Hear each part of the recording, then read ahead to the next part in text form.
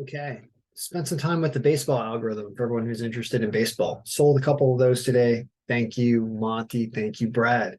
Um, Wanted to talk about kind of as you're working with this file. I'm going to do a lot for you to get you started, but there are obviously adjustments you're going to have to make to it every day.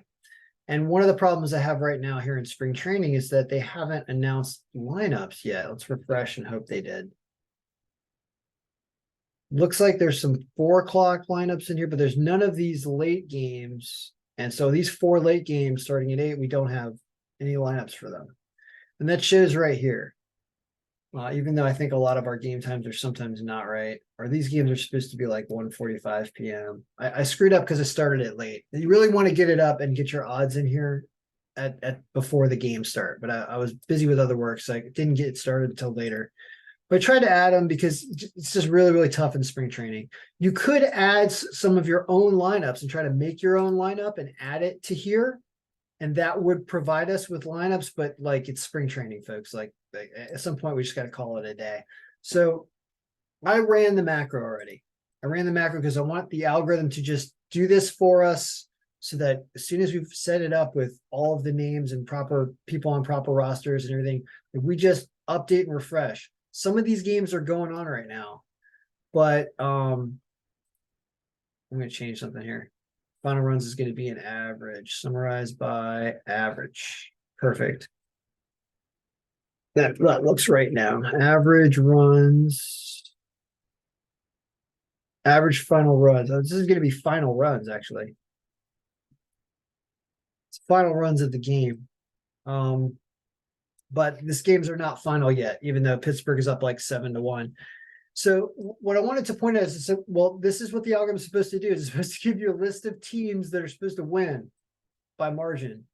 So I mean that's it right there. It would say take Milwaukee, Texas, Cubs, San Francisco, Atlanta, right? Now here's the thing though. We're not only looking at margin, but also team power. So team power shows you how good the team that we're talking about actually is. So that means that Texas is not a good team, but they're playing a really bad team in Kansas City. So this is why this is not necessarily a great pick. Even though the margin's big, these are two bad teams. So you'd want to stay where the team power is as positive as can be. So you'd watch out for Texas and watch out for San Francisco because they're not powerful teams. But the other ones that are up here, Milwaukee, the Cubs, Atlanta, Tampa Bay, Seattle, St. Louis, Minnesota. Here, Cleveland's not a powerful team, and the Angels are not a powerful team, and that's a really close one. So you could consider Toronto, who I think is losing 4-0 right now. Yeah, the Phillies are winning this game. So you can see a game with a really low margin. You'll also want to stay away from it. So you probably like stop around 10%. So it's these games, right? Minnesota's crushing it, but so that's too late. St. Louis and Baltimore. St. Louis is up 5-1. Yeah. See, these teams are winning. Tampa Bay is now losing 2-3. So they're actually losing right now. This game's almost over. But it's going to be these games up here, basically. It's what the algorithm's supposed to be telling you with some caveats here. Like you could look at this by power instead, and you'll see what I'm talking about. Sending by power, then you get St. Louis, Toronto, Tampa Bay, Cubs, right?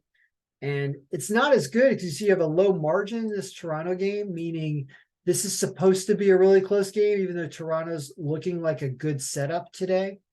But that's why I would say instead of looking by power, like this is generally the way to do it, but stay away from the bad powers. And understand that these are not as good. Just because they're up here doesn't mean that they're the best pick, because you should also look at power. And this is supposed to help when it comes to runs, right? I mean, see how that goes. So that's the update here for Monday. I will be doing a video tomorrow, and then we'll really start the tutorial videos on opening day, because opening day will get projected and expected lineups for the games, and we'll have proper pitchers all before they're going to name expected lineups for opening day the night before, and you'll see this on, I guess, Wednesday night. So there's no games on Wednesday, but they'll be preparing. Yeah, they name opening day starters and stuff most of the time. So we'll definitely, I'm pretty sure we're going to be able to make predictions fairly soon, and we'll check through. I'll start teaching you how to go through the matrix sheet to make sure that we have everybody on the correct teams. because we don't yet. We only have so many people that we've updated. And we have a lot of people that either don't play anymore, like people that are retired. I guess we should, should I remove all the free agents? I kind of leave them in here because some of these people might get signed, but some of them are going to be retired and we're just going to remove them. That's what the FA actually means. I mean, I want to shrink this file down as much as possible, but we'll have a bunch of people that are FA people and we could just remove them. Yeah, I mean, there are 244 free agents. Yeah, I think we can get rid of our free agents and then we'll just add them back in if they actually get signed, because this is making this list unnecessarily large. So bye-bye free agents. I'm going to get rid of them in the next version. All right, guys. So if you're betting on spring training, you have a gambling problem, because I am not betting on spring training at all. Haven't made bet. Have no app on my phone. I do no betting anymore. I'm so liberated. That's why I don't worry about this. I get it done, do the video. Maybe I'll try to do an AI video out of this. There's a way, there's a new AI video service I have that adds video images on top of text. So I could probably try to turn this into some text and see what it says, what kind of video it makes.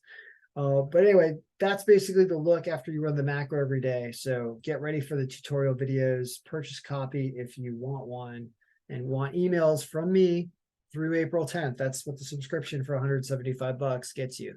Gets you daily emails from me with this file. I'm going to email everyone who's on that list this file right now, because I haven't sent them today yet. So we're done for the day. All right, guys, good luck. May all your picks be winning. Enjoy baseball. Learn AI, learn how to manipulate algorithms and give them the right data they need, or at least ask for the right data and have them give you the right result, because it will be helpful. This will give you an advantage over just anything you could do as an individual. It's way too much information for one person to handle. That's why the formulas do it for you and try to yield a readable result straight down in this order that should be profitable. And I'll start adding the profit lines over here once we get actual real lines and the season starts to show you. We'll see if we can, try to be profitable almost every day at some margin level. I mean, it's not going to be every day. You're not going to win every day, but you're going to win more often than you're not. And you're also going to win cumulatively.